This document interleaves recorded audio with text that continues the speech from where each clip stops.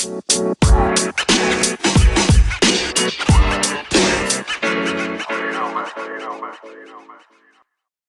this is a Glow with the Flow podcast. I'm Hip Hop Heals Kiz and I've got a very special guest up from London today. Would you like to introduce yourself? So I'm Charmaine Pollard. I'm a poetry therapist and I'm really pleased that you invited me to talk to you today. We both work together as directors of a non-profit organisation called Lapidus International. I'd like to say hello to all the Lapidus members and the directors on the board. We met last year. We were just discussing in the studio at a Way Day where we looked at how we were going to move our organisation forward. And the work we do there is based around using words to improve people's well-being, to make benefits for their mental health and their physical health too. So we've got our usual suspects in the studio. Guys. Hello. Hi. That's Gregory and Ben. What do you reckon to poetry therapy? Have you heard about it before you'd met both Charmaine and I? Well, I probably hadn't heard directly of poetry therapy before I met you kids, so I didn't realise people were doing it so actively. But certainly I've always been someone who's believed in the power of the creative arts, you know, to allow people to express things that they're working through. So it was great, you know, when you made contact with our charity and wanted to support what we were doing, and then eventually we had you come in and actually do a program with our guys in the night shelter, and it was just an amazing piece of work. So I'm completely won over now, so I'm very interested and excited to be part of these podcasts, and I must admit I'm learning a lot, particularly about hip-hop and its origins and how, you know, why it has such a big impact on people's lives. So I'm excited to be here again. Welcome, Charmaine. Thanks for coming all the way up from sunny London to torrential Birmingham. Yeah, we are currently battling with the grey, drizzling... I wouldn't say drizzling, actually. It's basically... Birmingham looks like it's had a water tornado. Cats and dogs. Mm-hmm. Yeah. That's the one. Yeah, I just left my... You know those times when you leave your front door of your house and you've got 30 seconds to get to your car, but in that time every article of clothes is drenched and you sit in the car and your jacket hood is streaming with water all over your seats in the car, and then you've got to drive sitting in a puddle in the car. So yeah, that's what's just happened to me. Greg, how was your day? It's your day now. Yeah, pretty much the same. That was okay, but I want to go back to what you said about the hip hop therapy. I'm asking you. All right. I'm very familiar with hip hop therapy. I was talking about poetry therapy, mate. Oh, sorry, poetry therapy, hip hop therapy. What's the difference? That's it. It's a good question, Charmaine. What do you reckon the difference is? Tell us. Okay, so poetry therapy is essentially using writing and poetry and literature as a therapeutic tool. So you can use song lyrics. I did a workshop recently with an organisation called Black Learning, Achievement and Mental Health, and we used a song lyric and used that as our tool to as a springboard for writing and discussions. But I work with Orthodox Jews as well, and I've used the telehymn, which we would call the Psalms. So you could use passages from a holy book as well. So it's essentially any piece of writing you can use as a springboard for discussions and writing. Mm-hmm. Nice. How does a piece of writing come into play in one of your sessions? So essentially what I start with is a warm-up. I start with a little warm-up. So just going back to the workshop I did on Saturday, because it's most recent, and it's about promoting positivity and, you know, feeling good about being black, particularly with what's going on. First warm-up I did was something like what I love about being black. And so people just responded to that and came up with lots of different things and talked about the physicality, talked about qualities, contributions to the world, those sorts of things. So, and the beauty about this work is that because we all see things through different lenses, we'll come at things from different angles. So we'll all come up with something different, and that helps in terms of the discussions, and it can go all different ways actually. Yeah. So start with a warm-up and then the poetry. I love that idea of everybody coming from different angles, because that's what we are as human beings. We're all as unique as our fingerprints, and on one hand we've got five different digits, fingers, thumbs, all the rest of it. You might have a couple of fins down there, a couple of scales, depending on where you live in Birmingham. I hide mine. But yeah, I find running and facilitating therapeutic writing sessions, when you present a poem or a picture or a song, or you look at a music video, and then just the act of sharing in a circle, human to human, talking about what you came up with, what you thought of. There's no right or wrong. So you're always surprised to hear some imaginative response that somebody else came up with, and it gives me pleasure to hear the other ideas, and then I start to get inspired. So when it comes to writing, because we've all connected and shared, we feel more open to accept each other, and that's how a healing safe space is created. I'm just interested to hear about the kind of ways that you use to create that kind of safe space in your sessions. So for me, that's one of the most important things, is that safety, because when you start writing, sometimes you can trigger traumatic memories. You could also, but there might be really good memories as well, because I can sometimes kind of guide somebody into writing about a happy memory, but for what might be a happy memory for some person might not be for somebody else. So one of the things is I really create that safe space. So an exercise I often encourage clients to respond to is just a sentence. I feel safe in a group when. And then everybody responds to that, and then everybody will start talking about what helps them to feel safe. And then from that, we create a group contract. And often it's confidentiality, respect, wanting to, one person speaking at a time, not being judged, all those sorts of things. And because I do that fairly at the beginning, more or less, we've got an opportunity then to just kind of talk about what so think about what the boundaries are and what might be useful and what might not be, or what might not be useful as well. Yeah, that's so important, because you can get people attending that are on a different page and don't have the same expectations, and things can happen in our past that affect how we relate to each other, and your way of relating to one person might not be the way that they choose to be treated, and you get frictions and stuff like that. Establishing ground rules, isn't it? Exactly. Yeah. Well, I guess I don't like the word rules. So I kind of stay away from that, and I will say contract or group learning agreement or something like that, because sometimes that can feel oppressive, and that also can trigger something around. Isn't it a little bit like, when you meet someone for the first time, you're kind of a little bit careful. You do the monkey sniff. Kind of, because scope them out. You don't want to either be upset or upset the person. And I guess when you're doing that with a larger group, you just have to be a little bit more careful, because you can't pick everything up. So, I like the fact that you don't like to use the word rules, because that immediately sets, it kind of sets the tone the wrong way, doesn't it? It's almost like, maybe there are rules, but it's like rules of engagement. It's like how are we going to engage with each other, whether you do that as individuals or in a setting where everyone has come there for a reason, And I guess as a participant, you want to know that when you are sharing, you're in a safe space, you're in a place where you're not going to have people saying things or doing things or taking your stuff, and it's good to establish that from the start. And I guess it encourages sharing, then, doesn't it? Because people come out of their shell a bit more. Absolutely.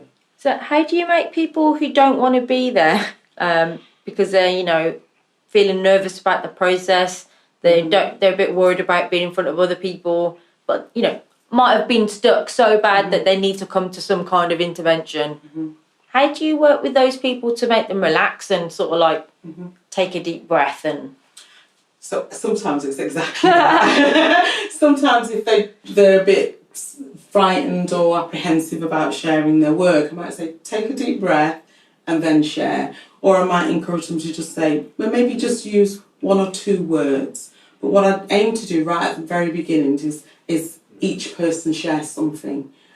And it doesn't have to be, even if you just share your name, but there's no pressure for anybody to share. It's really up to you how much you share, how little. What I will say is don't share your deepest, darkest secret, because we wouldn't have the space to sometimes deal with that, depending on the types of group I'm working with. So when I've worked with survivors of domestic and sexual violence, then we will be talking about trauma and we will be working with that at a really deep level. But the workshops that I'm doing, sort of like the one-off ones, we wouldn't be doing something like that. But I think one of the things what most people are worried about is writing, because sometimes, you might not have been a great student at school, you might not have finished school, you might not have any O-levels. There were O-levels in my town. I don't know what they call them now. So sometimes writing can take you straight there. And so I really encourage people you don't need to worry about spelling, don't need to worry about grammar. Nobody's going to read your work. It's just you doing that. And it's just a way of you expressing yourself rather than just speaking one-to-one. You go to a deeper level when you write something and then respond after. Yeah, that's brilliant. There's so much stuff I want to ask you. I know stuff, but I want to know more. And Okay. you know what I mean? But I don't want to I could chew Charmaine's ear off for 20 billion hours. Seriously, you guys are going to have to take over or something, because I'll just take over this podcast. But you ask the questions and I'll interrupt when I want to. Exactly. Yeah, you sure? Okay, Yeah. okay. So, Go for it, kids. okay, I'm going to warm up. Right, I'm taking over.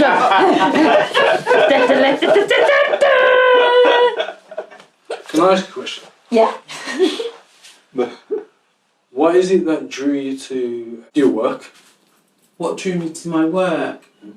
Okay, so I'm also a counsellor. So I've been a counsellor for over 20 years. And what I would say for a lot of counsellors is they went through a difficulty, went through traumatic stuff. And I think I was sharing with you before I came. And that's why one of the things is that's the reason why I left Manchester and came to London. And so that was what brought me there. And I remember when I came, I used to do admin, and I thought, now that I've been through what I've been through, I wonder if I would be able to help somebody else. And I wasn't sure whether I would be able to do that, so I volunteered with the Samaritans, and I really loved it. And I think they do absolutely great work. So if anybody is feeling suicidal, if anybody would like to talk to somebody, they're open 24 hours a day. You can contact them. And that's where I first started, and I absolutely loved it. And so then I went into my training and did my counselling training, and then I do a lot of work around women's issues and trauma. And I went to a conference, and it was a conference around domestic abuse in the arts, and that was in, I think, Derby, quite a number of years ago. And they had somebody who was a journal therapist there, and I thought, well, let me see what this is. And once I did some of the writing, I was really surprised by what I saw in just literally minutes, to be honest. So that's kind of what got me there. So if somebody's listening at home, they're thinking, okay, what would the job description be for a poetry therapist? How does it look on day-to-day 9 to 5 levels? Okay, so I would say, what do I do? What I love doing, I love being creative. It's really interesting because when I was a kid, I used to love painting. I'm not brilliant at painting or anything like that. You know those number painting things, and each year my mum would buy me a bigger and bigger paint set. And what I've loved is that my creativity is now part of my work as well. So what I would say is, I love, if somebody says to me, oh, run a workshop for me, that's where I'm at my most excited, because then I start thinking, okay, what does this group want? What would be useful? What poem would really help this group? What scripture? What song lyric or something like that would be really useful? And then I just go away and start creating it. And I can do that I can do it really quickly now. But essentially, it's once I've got that and a flow and it all makes sense, then I can offer that to other people. So am I right in thinking you're using the creative prompts and the creative act itself to guide people through a journey of reflection and expression? Yeah. So on Friday as well, I did a course on therapeutic writing for resilience. I work for City Lit. It's a whole day course. And so it needs to have a flow to it. And so I started off with one of the poems was called Origins by Imelda Maguire, and she's a fantastic poet from Ireland. And when I went to their conference a couple of years ago, I was really lucky to meet her, and she's fantastic. And she's got a great poem, and one of the lines talks about coming from a long line of strong women. And actually, when I used this poem in a prison in the south of England, because I also work with a company called Rise Up, it was fantastic because I had about 15 or 16 men talking about their experiences with their mother. They started talking about mentors and roles and not having enough mentors and where they came from and the areas that they came from. So it was just fantastic how they created poems and it just led to this really big discussion about the lack of mentors and how perhaps that may or may not have impacted the fact that they were in prison. Interesting. So I think that was a really key thing. So you said you started off as a counsellor. Yeah. When you decided to use poetry as a form of therapy, yeah, did you find you were having better outcomes from the people you were working with? Or can you measure it like that, or is it just something that you felt more compelled to do? Okay, so what I would say, for some people, one-to-one counselling, fantastic. They can get so much from it, and it's a process. Different strokes. Yeah, exactly. But for some people, one-to-one counselling is overwhelming. But and the beauty about groups is when you're in a group, when you're on your own initially, you think, I'm the only one dealing with this problem. Am I going mad? When you're in the group and you're hearing other people that look very different from you, but are saying the same things, there's something about actually, I'm not alone in this. This is what, absolutely. And what I find with the poetry, like that poem what I mentioned when I worked with the men in the prison, it's a real way to just, if I just said to them, ask them a question, who are your mentors or whatever, it doesn't have the same vibrancy and energy in terms of the discussions, but they could relate to that line and then they were able to start discussing and talking about that. It's a great way in for lots of different things. And so different poems, I know that this line is likely to create a discussion around A, B, C or D. And so the choosing of the poems is really, really important. And what I also do, and what all practitioners should do, is work through the poem just so that you can see perhaps what group of people would it be useful for. How do you respond to the poem? So there's a possibility then that other people may respond to it in a similar way. And so what might be the triggering bits. So you kind of test the ground ahead of time. Absolutely. Yeah. It's really interesting. You talk about that. Because the background that I come from is we are involved in running a charity that works with the rough sleepers in the city. What's the name of your charity? Let's Feed Brum. And it was something that, I went out on the streets about 10 years ago now. It's about 10 years ago now. And it was just initially just to find out. There was no big plan in my head at all. It was just to go out and hopefully encounter one or two people and have conversations.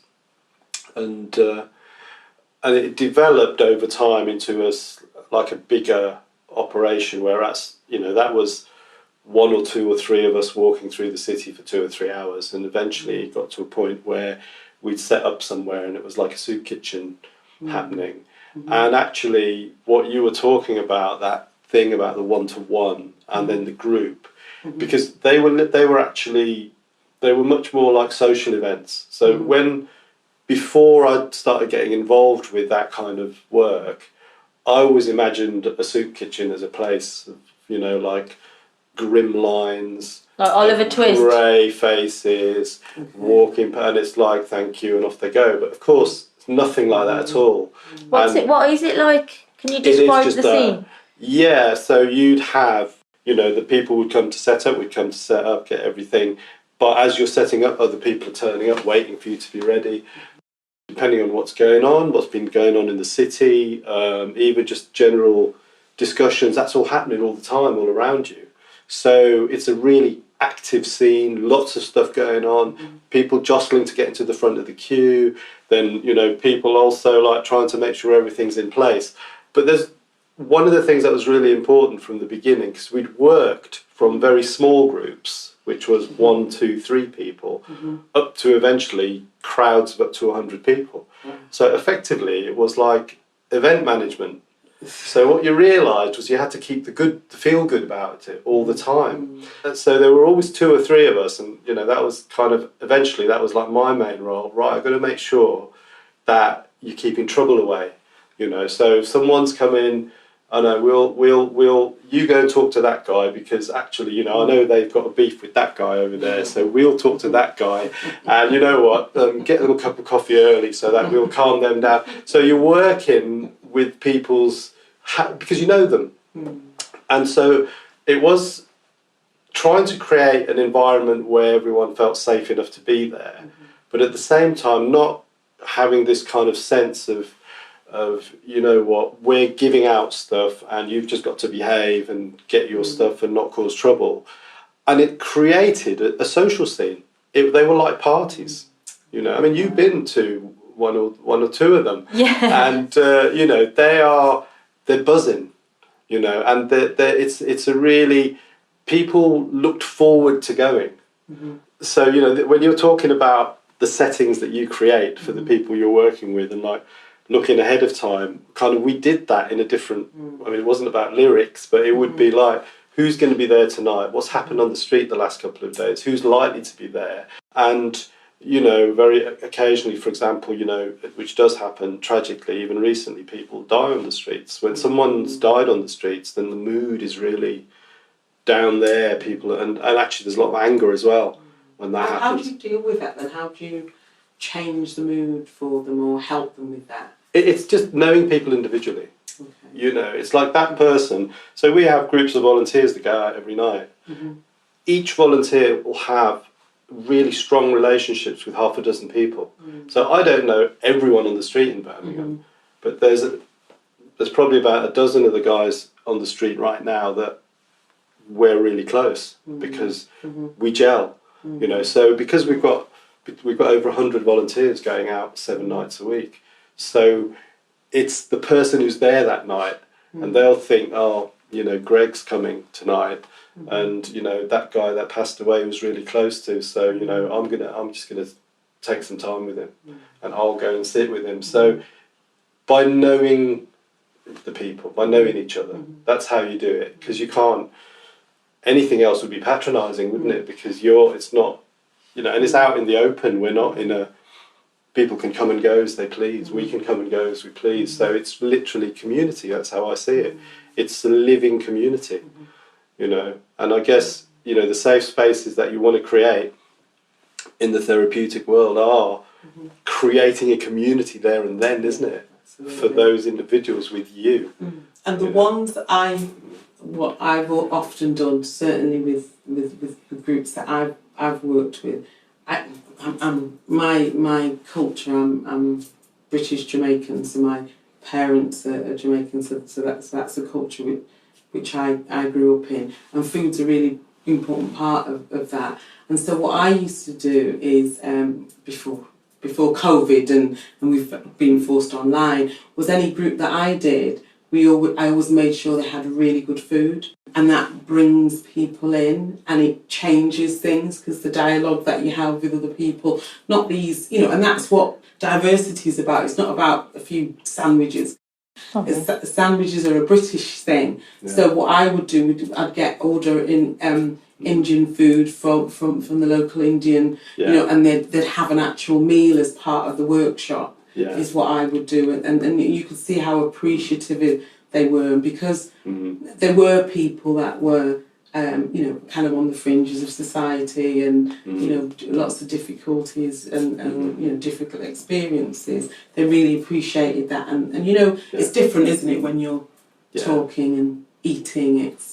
If you want to get me somewhere, tell me that there's going to be food there. That's coming from your own culture, isn't it? And you're like, you know, I'm being hospitable. Yeah. Like these like they're guests, you know. Yeah. I mean, you know, certain things that we've always done from the beginning. Mm-hmm. So on Pancake Day, we will do pancakes. Okay. Because, you know, it's like everyone's looking forward to having pancakes. But when you're out there on the street, it's like, where are you going to get your pancakes from? So, no, you're included. And I'm quite proud of the fact we do that every Pancake Day. On Valentine's Day, we'll ask a band to come and play and serenade our guests. Oh, wow. Because, you know, it's like, you know, you're not going to sit in a nice romantic restaurant with your partner, but we're going to serenade you, right? No, people feel good in it. You know? People feel good, and I think that's what food does as well. Like, it makes you feel good. Yeah. And I don't know why this sprang to my head, but you know David Jason, the actor? Yeah. He always, if you notice when he plays a lot of his characters, when he was Del Boy and stuff, he'd always be eating bread or a sandwich or something. Yeah. He found that he acted better when he was eating. Right, okay. So I don't know if there's something behind that, but he always seems to be like a chipper, chirpy geezer. So he's like having a little sandwich halfway through his conversation. You know what I mean? Just eating, sharing, just makes you feel good, and I guess that opens you up to the creative process, isn't it? Absolutely. Yeah. We're nurturing ourselves through the creative process. I think one of the MCs who's playing at my fundraiser this week, Dubgasm, we're fundraising for workshops with MCs at Ben's charity, Let's Feed Brum, through Hip Hop Heals, and with another charity, Darcy's Dream. We discussed past pain and toxicity that becomes present in our current life, from people, from memories, from trauma. And we were discussing the fact that that pain knows no time. When you enter the sphere of the pain that you have experienced from something that happened that was traumatic or challenging in your life, there's no let up in the quality of that pain. It's the same. And so when you enter that space, it takes a lot of energy from you.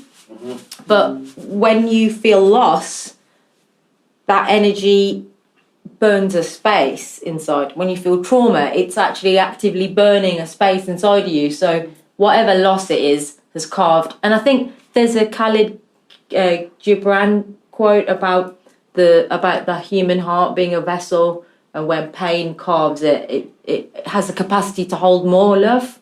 And MC Navigator, we were talking about my sister that passed, and he said that your sister's loss has left a space in you, and that's where the creativity's come to fill up.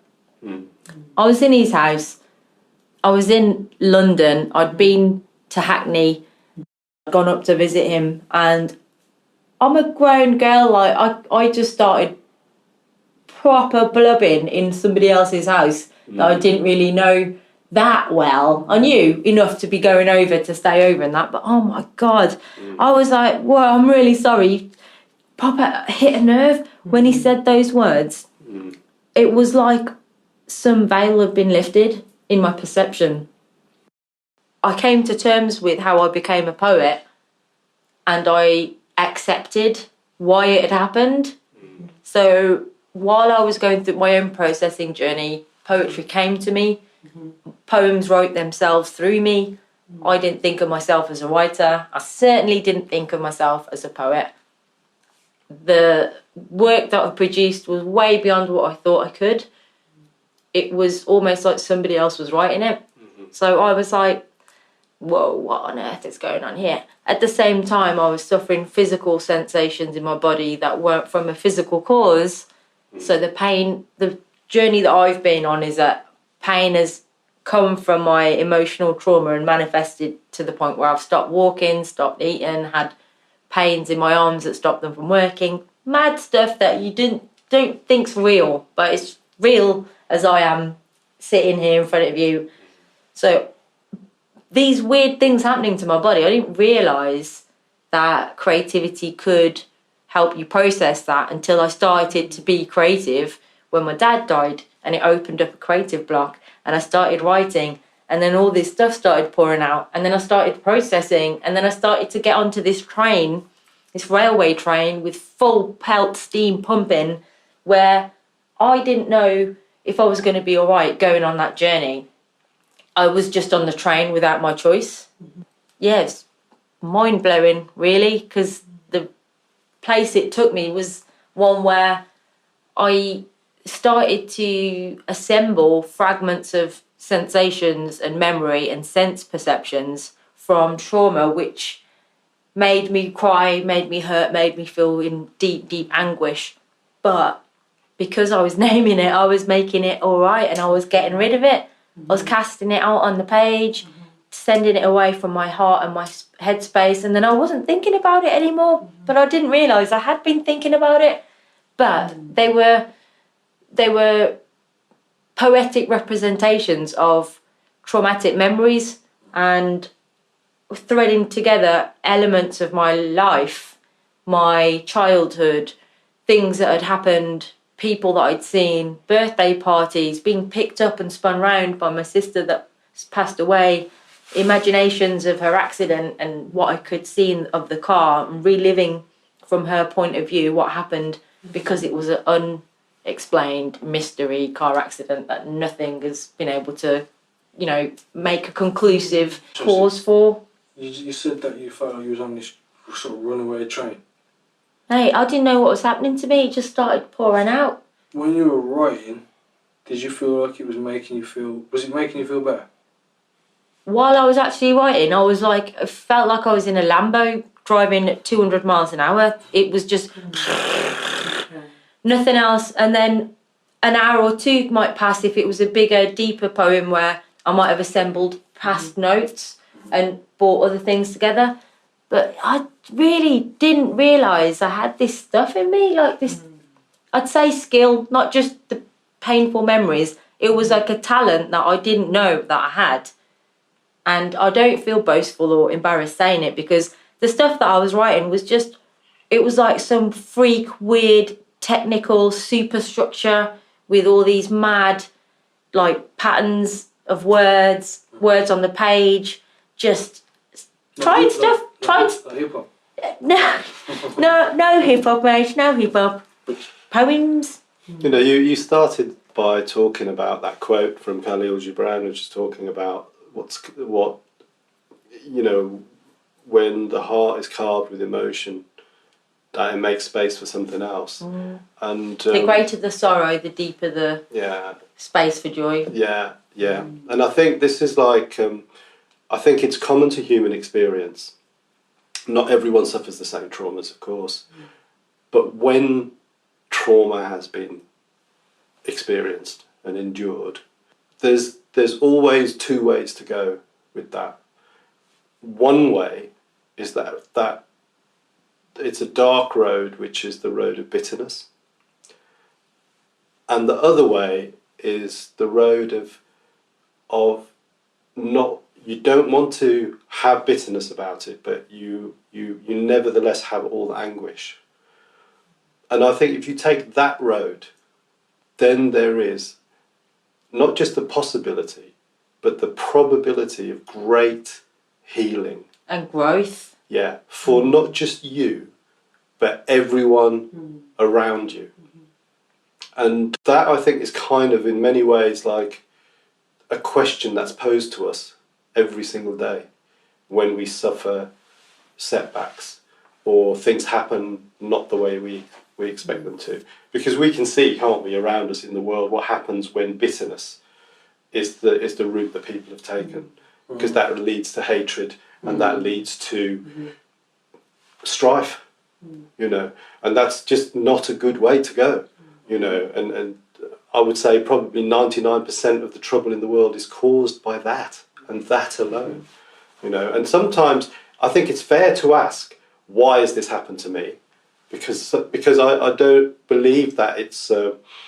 I'm not a kind of believer of that kind of karmic thing, which is that, you know, you get what you deserve. I don't believe that. I think that the innocent suffer, and sometimes the guilty don't, you know, and that's the reality. Oh, hell yeah. So in the individual case, how are you gonna respond to what's been given to you? When you were speaking, it reminded me of a situation that I found myself in, which was at a soup kitchen. And it was one particular night, it was a winter night, it was dark, raining, and we were really busy. And this young man came over to me, and I was standing in a group of people, and he came over and said, "Can I talk to you?" And I hadn't seen him before. And he said, "I've seen you around a few times, and I'd like to just have a chat to you." I said, "Sure, no problem at all." But it was a really busy night. So what was happening was I was there and I was constantly being interrupted by people asking me questions, you know, about soup kitchen, about other things that were going on. He patiently stood there until the end of the soup kitchen. It was an hour that passed, literally, you know, and I literally wasn't able to make the time because I was constantly being, you know, people were asking me questions about stuff that was going on. Anyway, it'd gone right down to the end. And we were packing up then, and there was just the two of us left. Everyone had, we were probably the last two there, but there were still a few people packing up. And he said, "I just wanted to tell you something. I know that you don't know me.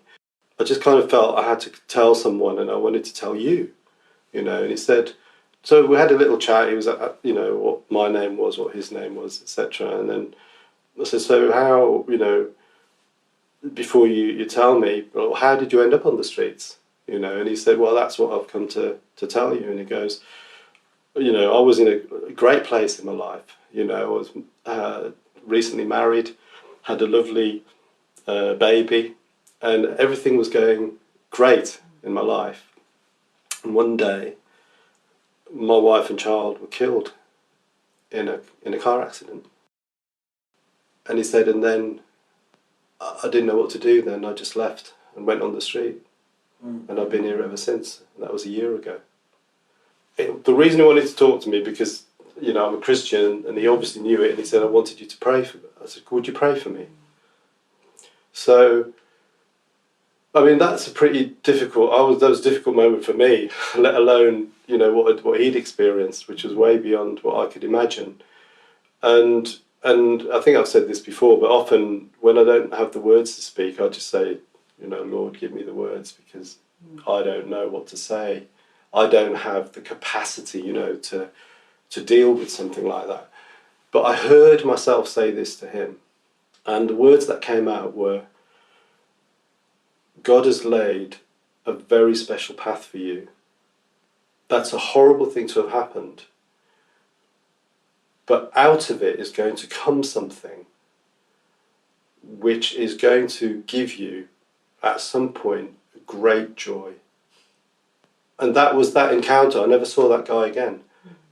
I'd never seen him before. And I think it is just, that's the stories of so many people in today, you know, in history. You know, things, the hand they've been dealt is a hand of tragedy. And I think sometimes, you know, we have to send the message out there that yes, it is a tragedy, and there's no way you can downplay that as a tragedy. It is as hard as it gets, but if you take that right path, moving forward from there, there is one day there is going to be a greater joy that will be, and the word isn't reward, because it's not reward. There is a greater joy that can be found, and I honestly think that people who have suffered the greatest trauma can also experience something that a lot of people will never ever experience. 100%. I'd agree with that. 100%. And I think the difficulty when you're at that place, where you're in that place, you're really experiencing that tragedy, that's not always a comforting, because people can't see they just can't see. What they can see is in front of them. And often a lot of my work is just dealing with that. I know that often in the back of my mind that there's going to be that silver lining, but for some people there is no silver lining and they don't see that there and then. So how do you work with that? So I work with that in a way with just staying with where that person is. If this is really, really awful, this is really awful circumstances, life's never going to get better, it's going to be really awful. I hear that and I acknowledge that and I validate, because that's how that person is feeling in that moment. Saying to them, you're going to have great joy later on. That's not. Don't get me wrong. I think what you dealt was right and right for you in that moment. I really hear that. But when people are in real deep tragedy, that's what they. I've worked with people who've had a miscarriage and go on to have other children, but in that moment, I've lost that child, and that's who I'm grieving for. And any talk of you'll have another baby later on, or you can have, that's the loss that they're working with. So it's really staying in that moment with that pain, where it is, exactly where it is, and that's what people like to, to be understood. They like to be heard, and often what happens is other people around them, and this is where it gets really difficult, other people around them, oh, you're still dealing with that. What? That's you haven't got. There's almost that message of somehow you haven't got over it. And people need to be able to talk about what they need to talk about. And I think you mentioned it, didn't you? There's no time limit. Yeah, mate. I got up this morning. There's expectation on a lot of people. There is no getting over it. I guess that's the beauty of what we're talking about, which is therapy through poetry or through the creative arts, because they are the only ways in which you can express. We have words and sounds and ways of expression which really have meaning, don't they? Pain, the agony of loss. You can hear it straight away in the song, in the singer, in the music. It shifts you inside. When you're driving along on the motorway or on the school run and you hear a certain song and then you start to well up, that's the kind of song that we're talking about here, when you feel its power. It's like, I don't want to get too philosophical, but also so many things going through my head as you're all speaking. I'm just thinking of all these different quotes in my head. Like, it's almost like duality, isn't it? It's like balance between all things. The more pain you feel, the more love you need to express or feel or come into contact with. It's tiring, man. If you've never had a lot of pain, you may. It's not a rule for everyone. You may not be, as we were saying, you may not have tapped into certain resources you have within yourself. But the human mind and the human body is prepared for it. So when it does happen, then you experience more love, because maybe from people that are, if it's lost, they're consoling you, or maybe from people that you've encountered and they can sense your pain, they've felt that kind of pain before, they can sense it. I think that's another thing that's important in all of the work that we do, is that people realising that you have that in common, you've felt that kind of pain, or you've experienced something, you can always sense it. Like, I've worked with several people over the years when I've been going through the mental health system myself, and the people that I've really engaged with the most are the people that know, understand me without me saying a word, And I think that's a massively important thing in the work, is that you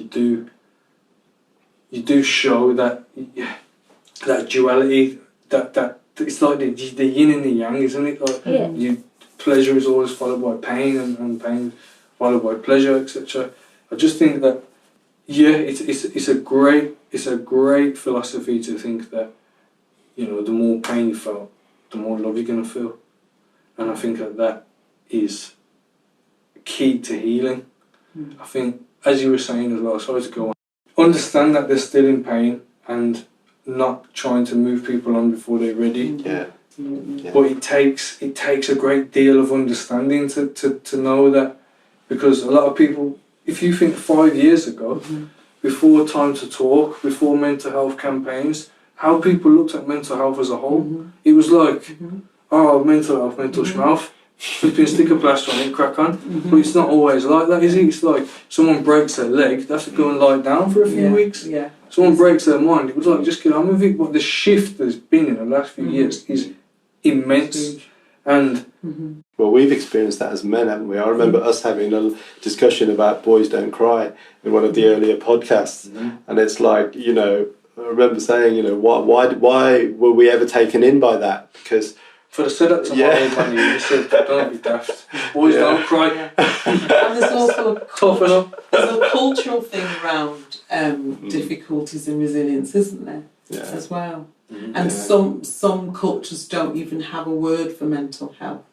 Yes, I think the Pakistanis, the language there's not a phrase for mental health. Is that right? Yeah, there's a few that haven't got. Yeah. I don't think there's like a term for a mental health issue kind of thing. It's just like, and then you get shamans that believe it's a connection from the spirit world, and you know, there's all these different concepts. But I think the fact it comes down to just understanding people's pain. Yeah, absolutely. And the more we take time to do that, the more chance we have as a whole to kind of allow each other to heal and be a better nation for it, a better world, you know. It's giving people time, isn't it? It's giving people your time. You know, it's not even so much saying stuff, just being, that person is enduring something. I don't know if you've ever watched that film, Saving Private Ryan. Tom Hanks. Yeah, where he's sent out to it's World War II, and this family, they're four brothers fighting in the army in different parts of Europe, and then three of them are killed in action.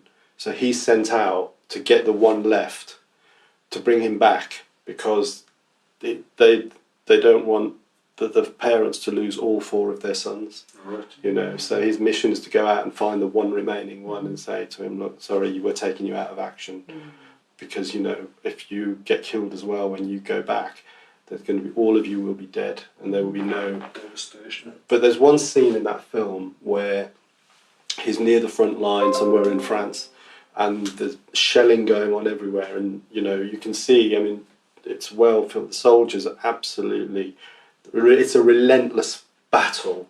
And then for about a couple of minutes, there's this place it's near a bridge in a town where there's battle going on all over the place, and the soldiers come in there and they sit there for 2 minutes, and they're all totally exhausted, and it's just a rest for them, a respite.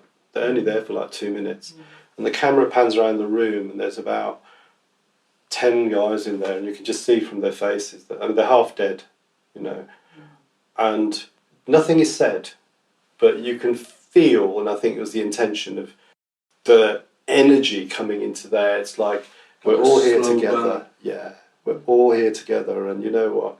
We're all going to leave. Half of us are going to die when we leave, but this, you know, this is us together, a group, us, you know what I mean? And it doesn't matter what you've been through or what you're going to go through, but we're here together as a group. And that was really powerful. That, I think, is what you can give to people. You can just be with that person, just be with them. All of you, all of yourself is what I mean, you know, hold nothing back. And that means a lot. So true. I can remember probably my darkest moment in life when I was in bed, under the covers, didn't want to come out. I'm just there in my pit. And my friend, the friend I told you about the other day, he just came and sat in my bedroom, sat on my computer, messing about on the internet, doing whatever he wanted to do. Never spoke to me. He just sat there. And gradually I came out from under the quilt. What are you doing? What are you even doing here? Do you mean what we're doing here? I'm your best mate, like. And then, like, gradually I've climbed out of bed, like, what are you doing? And then the next thing you know, like, we're talking, and the next thing you know, I'm back on my feet. It's literally just came and sat there, gave me his time, the most precious commodity on earth. You cannot get it back, you cannot give it away, it's there. But you know what? 100% time is his greatest healer. You know what I'm learning from this conversation? It doesn't matter what method you use. If you can create a connection and a space for that connection, and it feels safe, you're on the way to some healing, whether it's with your best friend over a cup of tea, your best friend lying there, you know, in bed and you're on the computer, or in a workshop like the ones that Charmaine runs, or in the soup kitchen. If you've done some thinking about what would lift and energise and support or hold a person in their time of need, then you might be able to find a way to help them through. So just be there for people, give them a phone, just shout them, write them a letter or whatever, pop over and sit in the garden on the front doorstep if you need to. But we're coming through this Chat. cup of tea and chat.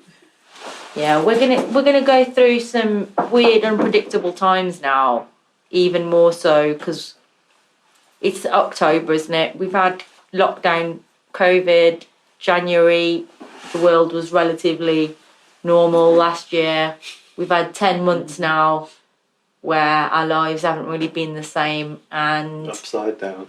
we're heading into the winter. Winter is the time when people get lost and depressed in the early evenings where the darkness creeps in, the central heating goes on, the stodgy food like mash and pie and stuff comes out. What do you recommend people could do to give themselves a bit of a boost and self-support? Certainly thinking about poetry therapy and that work, a poem that brings you comfort, or a song that it's your go-to. What's your song? So there's a song many years ago. It's Jamaican, love my reggae music, and there's a man called Budgie Banton. Oh my God, I love Budgie Banton. Okay, and it's a song. I can't remember the title, but the words in the line, and it really helped me in the sort of the 90s. Jah put an angel over me. Be strong with a firm meditation. One day things will get better. And it was that part of the song that really helped me through the difficult times. So find a song, a poem, scripture, anything that's going to help you. That's your go-to, and that's the thing that's going to make the difference. Yeah, absolutely. And make connections. So important. Mine was "This Too Shall Pass." I don't know whether it was whether that's Bible scriptures or Maya Angelou or It's a India Aries Buddhist- or all three of them. Buddhist phrase. That always Yeah. comes to my mind. Yeah.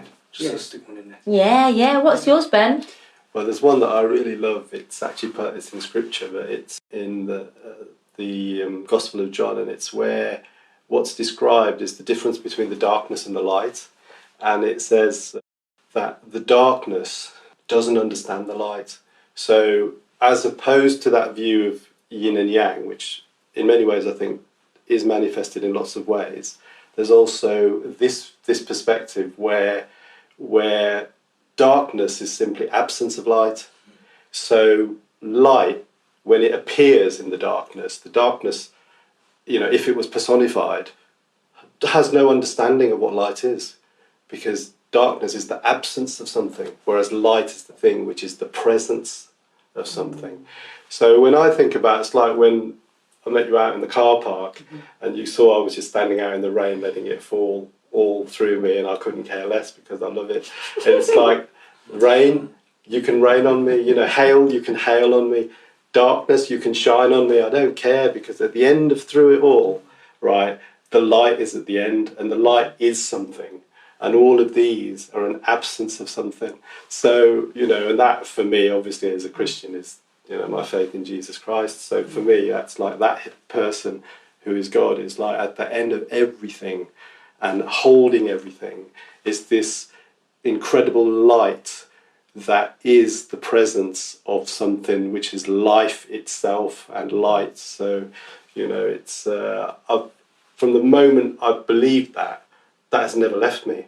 So it kind of, you know, for me, life is much more now just bring it on, because nothing is going to win against that, you know. So. I was just about to say, one of the songs I'm listening to at the moment a lot that resonates is a Budgie Banton song, I'm Blessed. Okay. It's a modern song. That in the car. This is so canny because I came to the first podcast that we did It was playing in the car when I got in the car, and I came waving my arms around in the car, seat dancing. I didn't care who was in the bus next to me. I was grooving in that car, and I was getting in the zone. I got to the podcast studio. I was like, yeah, bro, I'm here. Let's shoot. Let's film. Let's interview. So then I got out of the car to go back home, and I've got the song remixed by Aries. It's a jungle remix, and I'm playing a set at the Dubgasm event on the weekend. I learnt to mix 6 months ago for the first time. Wow. Really? Just, it's my own blooming, fundraiser. I can actually do a little bit of performance now. That's pretty cool. But when I was playing it over those practice sessions for the DJing, as soon as I put it on, I was just moving my body and so happy, and I kept listening to it in my head. It's got a heavy bass line. Yeah. I've just looked in there to play the bass as well. So I love cool. the bass. That's it. And it's like I can't stop listening to it in my head. When I get a chance, I just imagine the song in my head, and that gives me a bit of energy through the day. And I think that's where we're coming at with hip-hop therapy. I don't do therapy. I'm not a counsellor. I can use therapeutic techniques with my creative writing because I've had training. I've had a master's level course with safety, ethics, human, mental, psychological processes that makes me a trained practitioner. So, don't try this at home if you don't know what you're doing. But when you can hear a song in your head and it gives you so much joy that you're imagining it and you're still getting the same buzz. Imagine if you use that in a session where you're working with people who are hurting. You're showing them songs that they love, they've chosen, and you're printing them and you're doing workshops with those songs. I love music. That's what I want to spread. Music is what Pam brought me in my life. My sister that passed away loved reggae. It's her celebration event, Dubgasm. The sets will be recorded, so we'll keep the Just Giving fundraiser link open. If you don't catch it live on the Saturday, the 3rd of October, you'll be able to keep going with the fundraising, or just look up Hip Hop Heals and Dubgasm and find out where you can donate. All right. Any last thoughts? You're really asking me that. Any last thoughts? Right. What is the meaning of life? I'm really joking. Sorry. You tell that bit. Love it. And on that note, Just wrap up properly. You can take that bit. Greg, you were saying that you wanted to wrap it up in a deep and philosophical way. It was the winter. It was the cold winter. All right, thanks, Greg. You're welcome. Anytime. Got a creative writing prompt for you there. Yeah, use that. Start with that. See what happens. It was the winter. It was the cold winter. Yeah, to make it therapeutic, you need to end with a hopeful, positive conclusion. Within a few months, it wouldn't be the winter anymore. It would be the spring. And on that note, Charmaine, thank you so much for coming. You've made the trip from London. All our listeners, on behalf of them and Greg, Ben, Thank you so much. myself. Thanks. Really appreciate you coming. Thank you. And thank you, all of you. It was fantastic meeting you all.